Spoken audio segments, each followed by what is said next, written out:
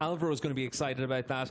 And that's a good effort. Good effort. Ladies and gentlemen, first attempt.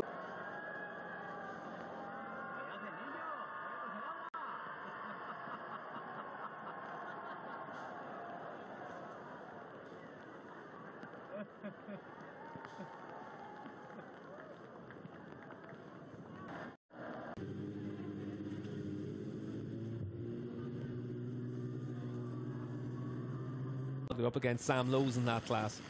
And the usual hijinks in pit lane. First notifications that we've had from race direction, and that is that track conditions will be reviewed at 3:30, so in 20 minutes. The grid. Well, you can see the images here.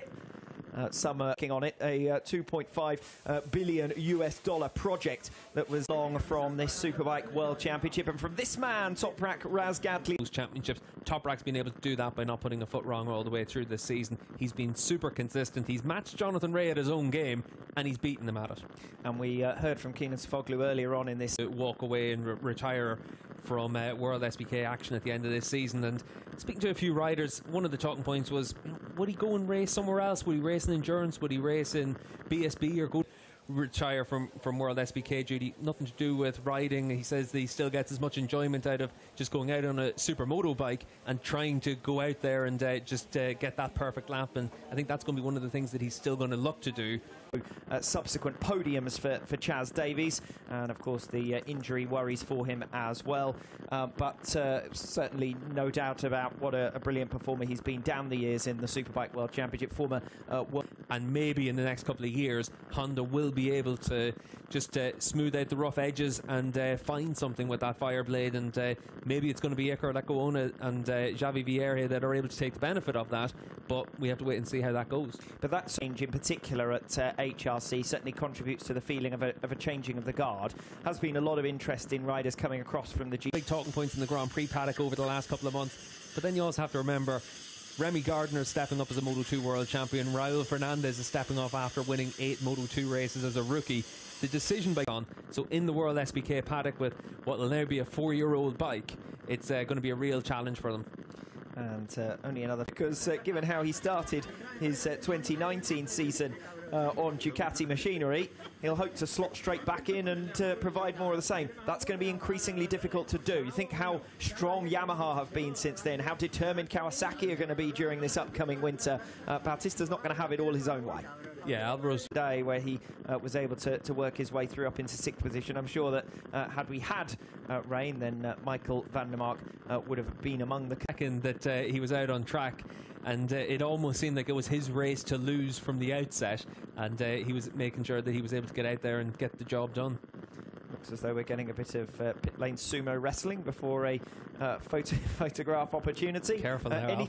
Anything you can do to, I meant no disrespect, they're both some of those really off weekends that Scott Redding had with that issue again next year. I think Rinaldi's done well.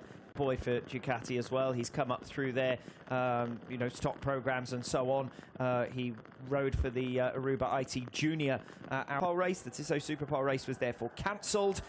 It has been unfortunate. Hands up and alive in the grandstands. They've been treated to a highly entertaining Supersport race. They've been treated to the world champion being decided in front of them.